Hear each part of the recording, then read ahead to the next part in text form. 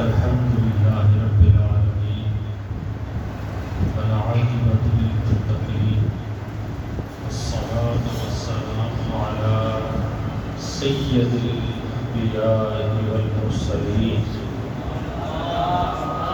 أما بعد فأعوذ بالله من الشيطان اللعين الرجيم بسم الله الرحمن الرحيم ورفعنا لك ذكرك صدق الله العظيم ببركته إن الله وملائكته يصلون على النبي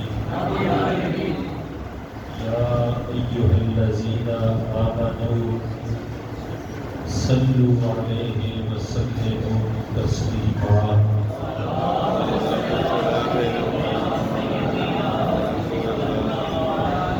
الصلاة والسلام عليك يا سيدي يا رسول الله الصلاة والسلام عليك يا سيدي يا حبيب الله الصلاة والسلام عليك يا خاتم النبيين الصلاة والسلام عليك يا رحمة للعالمين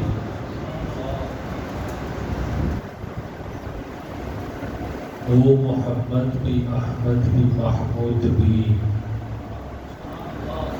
حسن مدرک کا شاہد بھی مشہود بھی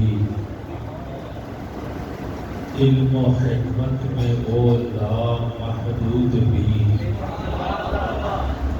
ظاہراً امیوں میں اٹھایا گیا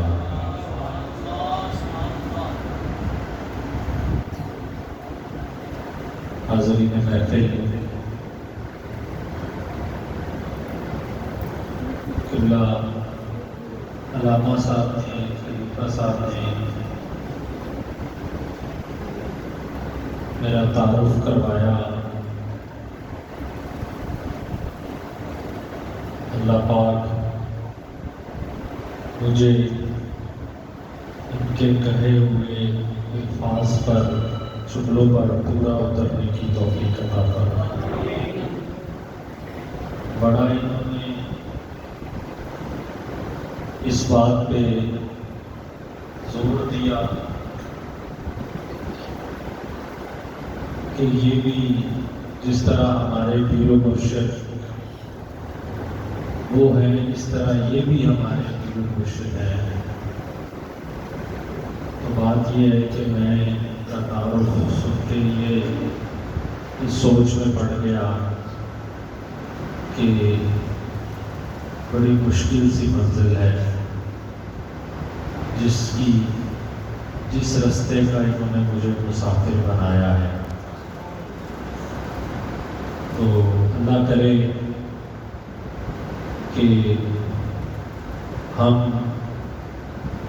اپنے آباء و اجداد اس اسلاف کی جن امانات کے ہم امین ہیں ہمیں ان کے اس رستے پہ اللہ جو ہے وہ بھرپور طریقے سے اور صحیح معنوں میں اللہ ہمیں اس رستے پہ چلنے کی توفیق عطا فرمائے۔ باقی پیر مشاعر یہ تو آج کل سلسلہ جو ہے خیر بات کسی اور طرف نکل جائے گی، اللہ پاک نے جزائے خیر عطا فرمائے۔ آپ میں تمامی حضرات آج جس مقصد کے لیے اکٹھے ہوئے ہیں اس سے آپ بڑی اچھی طرح بخوبی واقف ہیں کہ ہم آقا کریم علیہ الصلوۃ والسلام کا ذکر کرنے کے لیے حاضر ہوئے ہیں۔ آقا کریم علیہ الصلوۃ والسلام کا آپ کا مقام، آپ کا میلاد، آپ کی عظمت اور رفعت کا ذکر کرنے کے لیے یہاں پر اکٹھے ہوئے ہیں۔ لیکن اپنے موضوع کی طرف سے پہلے میں ایک بات یہاں پر کرتا چلوں کہ آپ یا میں یا اس روئے زمین کا کوئی انسان، بلکہ میں اس میں ملائکہ کو بھی شامل کروں گا، اس میں انبیاء و رسل کو بھی شامل کروں گا، کہ کوئی بھی آقا کریم علیہ الصلوۃ والسلام کے مقام و شان کا کوئی سوچ احاطہ نہیں کر سکتی۔ اس کی کیا وجہ؟ اس کی وجہ یہ کہ آقا کریم علیہ الصلوۃ والسلام نے خود یہ ارشاد فرمایا، سرکار سیدنا ابو بکر صدیق رضی اللہ تعالی عنہ خلیفہ بلا فصل، خلیفہ اول، آپ اس حدیث کے راوی ہیں کہ آقا کریم علیہ الصلوۃ والسلام نے یہ ارشاد فرمایا کہ اے ابو بکر، میرے مقام کو میرے اللہ کے سوا کوئی نہیں جانتا۔ میرے آقا کریم علیہ الصلوۃ والسلام نے ارشاد فرمایا، میں نے اس لیے یہ کہا کہ آپ یا میں، ہماری سوچ اس مقام کی عظمت و رفعت کا احاطہ کرنے کا سوال ہی پیدا نہیں ہوتا۔ ام المومنین سیدہ طیبہ طاہرہ سرکار سیدہ عائشہ صدیقہ رضی اللہ تعالی عنہ آپ فرماتی ہیں کہ ایک دن میں اپنے حجرے میں بیٹھی تھی اور کیا دیکھا کہ آقا کریم علیہ الصلوۃ والسلام مسجد نبوی کی طرف سے اپنے حجرے کی طرف تشریف لا رہے ہیں۔ تو میں نے یہ سوچا کہ میں اپنا سر ڈھانپ لوں، لیکن مجھے اپنی چادر مجھے نہ ملی۔ جلدی میں نے آقا کریم علیہ الصلوۃ والسلام کی ردائے مبارک اپنے سر پہ لے لی،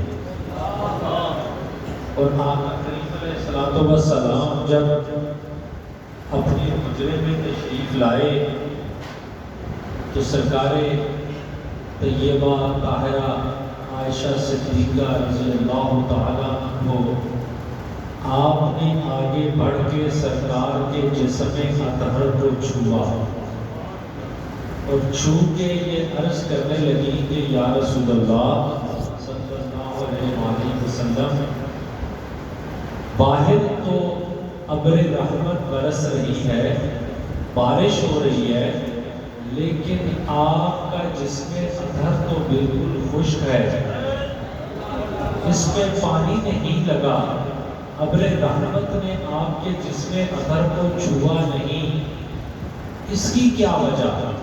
جب آقا کریم علیہ الصلوۃ والسلام نے ام المومنین کی یہ بات سنی تو فرمانے لگے، اے عائشہ، تو نے اپنے سر پہ کیا اوڑھ رکھا ہے؟ تو سرکار سیدہ عائشہ فرماتی ہیں، میں نے عرض کی یا رسول اللہ، مجھے اپنی چادر جلدی میں نہیں ملی، آپ تشریف لا رہے تھے تو میں نے آپ کی ردا مبارک اپنے سر پہ اوڑھ دی۔ تو آقا کریم علیہ الصلوۃ والسلام یہ فرمانے لگے، اے عائشہ، اس چادر کی وجہ سے مجھ پر جو اللہ کی نور کی بارش ہر وقت ہوتی ہے، تجھے وہ نور کی بارش نظر آئی ہے، جو کہ اللہ کی رحمت سے اللہ کا نور ہر وقت جو مجھ پہ برستا ہے، تجھے اس نور کی بارش نظر آئی، ابر رحمت نہیں برس رہی ہے۔ نعرہ تکبیر، نعرہ رسالت،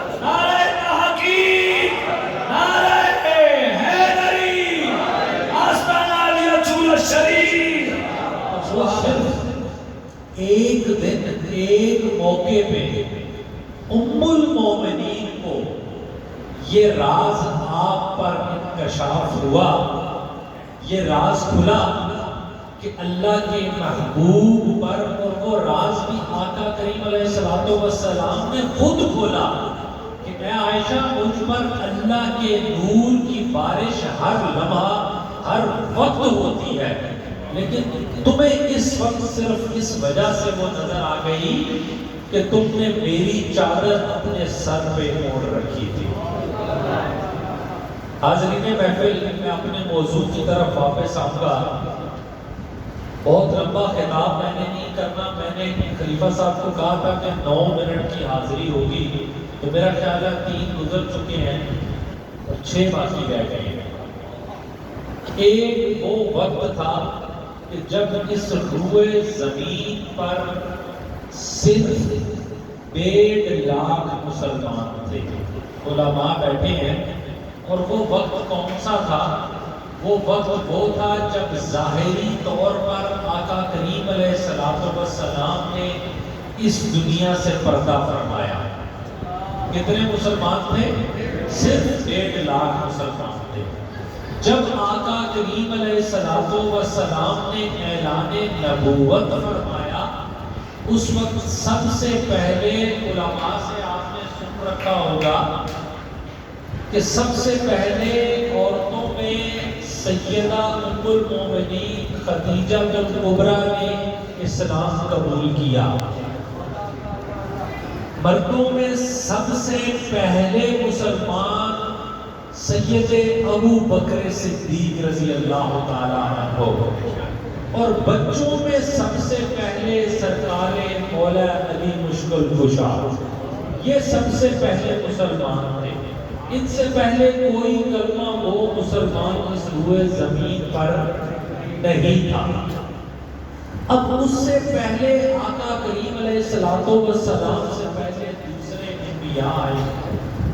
لمبی تفصیل میں نہیں جاؤں گا۔ سرکار عیسیٰ روح اللہ آئے، اس سے پہلے موسیٰ کلیم اللہ آئے، اس سے پہلے حضرت اسحاق آئے، اس سے پہلے حضرت اسماعیل آئے، اس سے پہلے حضرت ابراہیم آئے، حضرت ابراہیم سے پہلے پیچھے چلتے جائیں تو حضرت آدم علیہ السلام آئے، حضرت آدم علیہ السلام کے ساتھ حضرت اماں حوا آئیں۔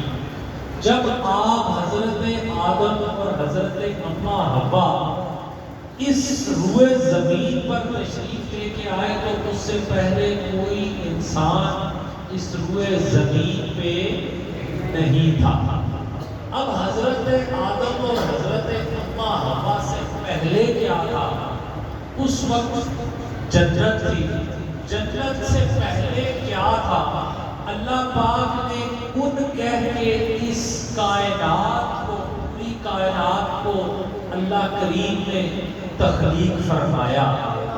اب اس کائنات کو تخلیق کرنے سے پہلے کیا تھا؟ پہلا میں نے جو آیت مبارکہ پڑھی اس کو اپنے ذہن میں رکھنا ہے۔ میں نے گفتگو کو اپنی کو لا کے اس پہ ختم کرنا ہے۔ وَرَفَعْنَا لَكَ ذِكْرَكَ۔ اب اس سے پہلے کیا تھا؟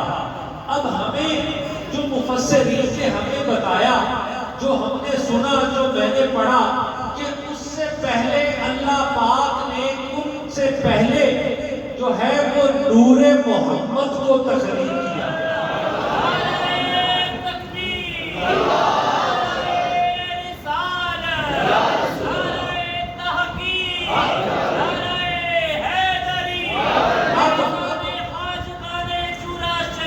اب جب اللہ پاک نے کن کہہ کے اس کائنات کو تخلیق کیا تو اس کائنات کی ہر چیز کو خلق کرنے کے لیے کائنات کی کسی نہ کسی چیز سے کوئی نہ کوئی جز اللہ پاک نے دیا۔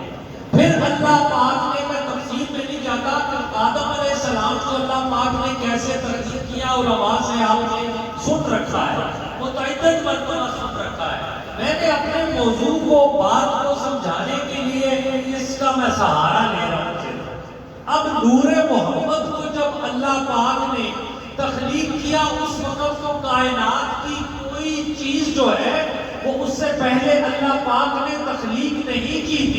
تو پھر جب کوئی چیز جب موجود نہیں تھی تو پھر ہمیں یہ ماننا پڑے گا کہ نور محمد کو تخلیق کرنے کے لیے اللہ پاک نے اپنے نور سے جز لے کے نور محمد کو تخلیق کیا.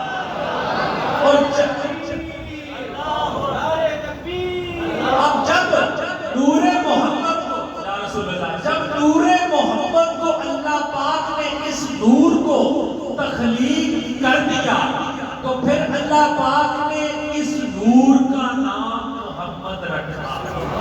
اب کائنات کی اور کوئی چیز ابھی اللہ پاک نے خالق کے کائنات میں کوئی چیز ابھی تخلیق نہیں فرمائی.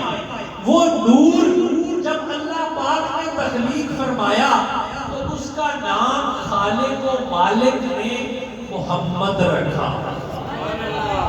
اب محمد جو ہے اس کا مطلب کیا ہے؟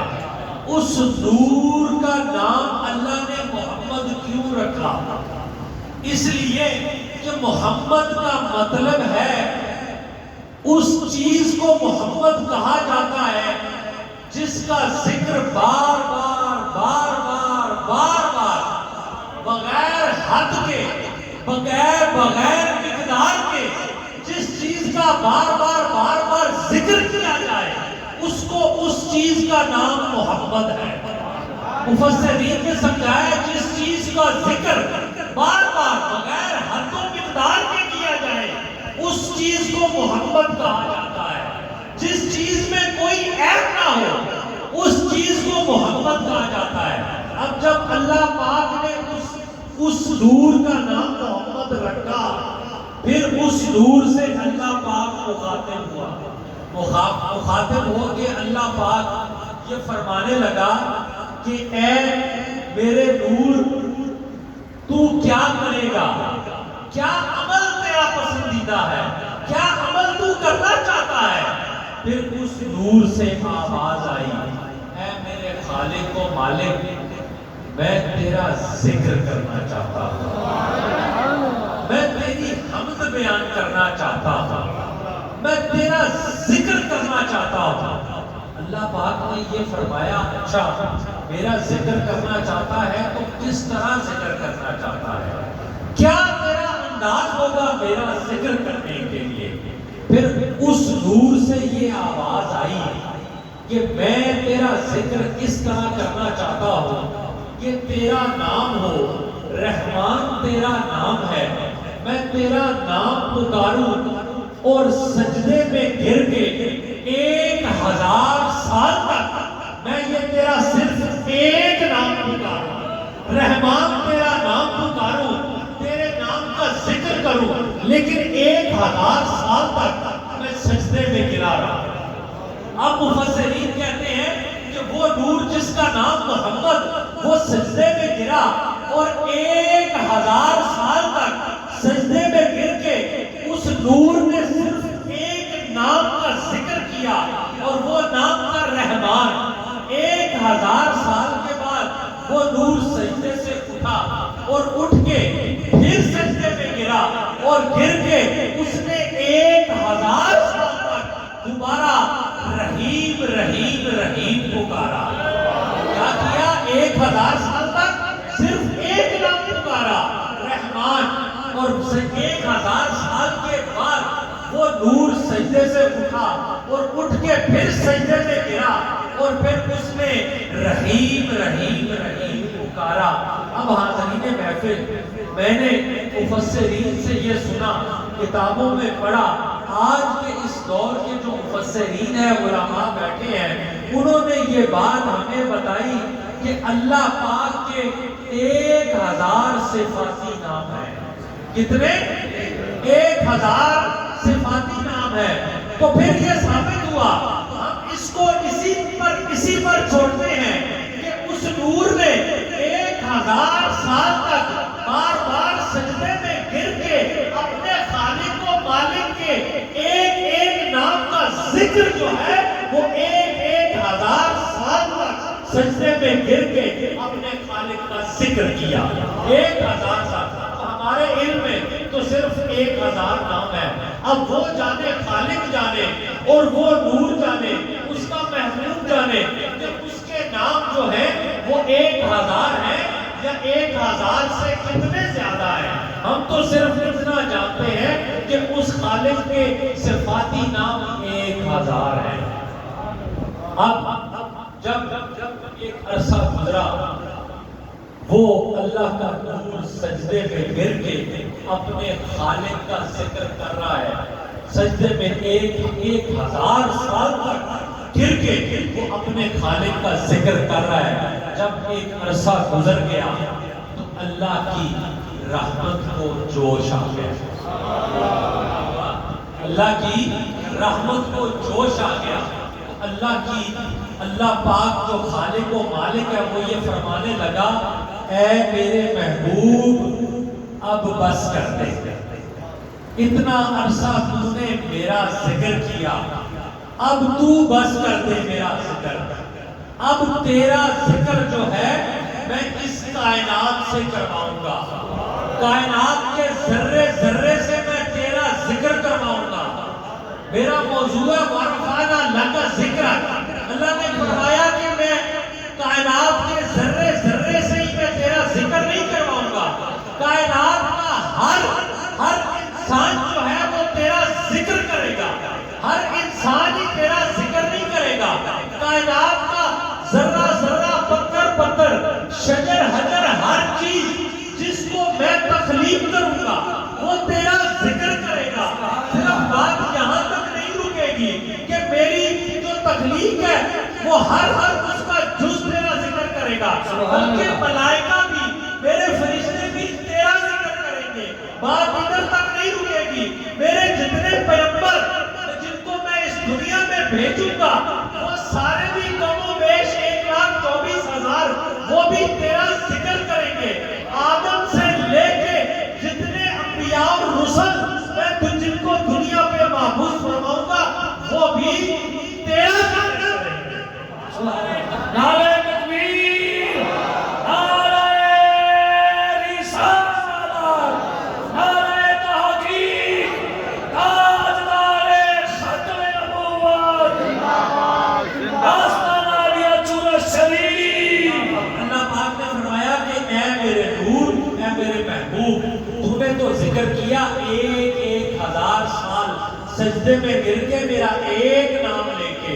اب میری طرف دیکھ, اب میرے جتنے محفوظ کیے ہوئے انبیاء اور رسل ہیں صرف وہ ہی نہیں تیرا ذکر کریں گے, ساتھ میں تیرا خالق کو مالک بھی میں تیرا ذکر کروں گا. اب میری گفتگو جو ہے وہ اختتام کی طرف آ رہی ہے. اب وہ کس طرح اللہ پاک نے اپنے انبیاء کو کیسے حکم دیا کہ کیسے میرے محبوب کا ذکر کرنا ہے. سرکار آدم علیہ السلام, حضرت آدم علیہ السلام وہ اپنے بیٹے شیش علیہ السلام سے مخاطب ہو رہے ہیں. کس سے؟ اپنے بیٹے شیش علیہ السلام سے مخاطب ہو رہے ہیں. اور مخاطب ہو کے کیا کہہ رہے ہیں؟ وہ یہ کہہ رہے ہیں اے میرے بیٹے شیش, تو جب بھی اپنے خالق و مالک کا ذکر کرے گا نا تو اس ذکر کے ساتھ تو نے ذکر محمد ضرور کرنا ہے. یہ کون کہہ رہے ہیں؟ آدم علیہ السلام. کس کو کہہ رہے ہیں؟ شیش علیہ السلام اپنے بیٹے کو. اے میرے بیٹے جب بھی تمہیں اللہ کا ذکر کرنا ہے تو اللہ کے ذکر کے ساتھ تو نے محمد کا ذکر ضرور کرنا ہے. اب جب شیش علیہ السلام نے یہ بات سنی اپنے باپ آدم علیہ السلام کی تو وہ یہ عرض کرنے لگے اے میرے ابا جان, اس کی کیا وجہ کہ میں اپنے خالق و مالک کا جب میں ذکر کروں تو اس کے ساتھ میں محمد کا ذکر بھی ضرور کروں. اب جو آدم علیہ السلام نے جو جواب دیا نا وہ جواب آپ اپنے ذہنوں میں آپ نے نقش رکھنا ہے اور میرا موضوع جو ہے وہ ختم ہو جائے گا. آدم علیہ السلام فرماتے ہیں کہ اے میرے بیٹے شیش, میں تجھے اس لیے یہ کہہ رہا ہوں کہ تو نے جب بھی خالق و مالک کا ذکر کرنا ہے تو نے محمد کا ذکر اس لیے کرنا ہے کہ کہ جب میں جنت میں تھا اور میں جنت میں گھومتا پھرتا تھا، جنت کی سیر کرتا تھا، تو میں کیا دیکھتا تھا کہ جنت کے ہر درخت پر، ہر پودے پر، درخت کی ہر ڈالی پر، ڈالی کے ہر پتے پر جو ہے وہ اسم محمد لکھا ہوا تھا، اور جنت کے ہر پھول کی پتی پر لفظ محمد لکھا ہوا تھا۔ تو مجھے یہ سمجھ آئی کہ خالق و مالک نے جو چیز بھی تخلیق کی، اپنی اس خالق نے اپنی اس تخلیق کے اوپر اس نے یہ ساتھ یہ بھی تخلیق کیا، محمد کو بھی تخلیق کیا۔ میں نے یہ چیز وہاں دیکھی اور مجھے یہ سمجھ آئی کہ خالق نے جب اس کائنات کو تخلیق کیا تو تخلیق کے ساتھ ساتھ اس نے محمد کو بھی تخلیق کیا۔ اس لیے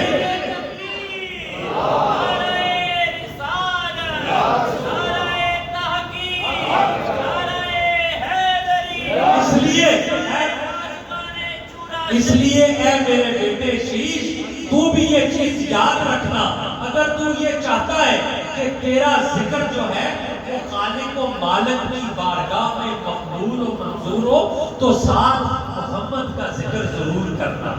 اب سرکار آدم علیہ السلام کیا فرماتے ہیں کہ میں جب جنت میں تھا تو میری جب کبھی نظر بیت المعمور کی طرف جاتی تھی، کس طرف جاتی تھی؟ بیت المعمور کی طرف جاتی تھی، عرش معلیٰ کی طرف جاتی تھی، تو میں کیا دیکھتا تھا؟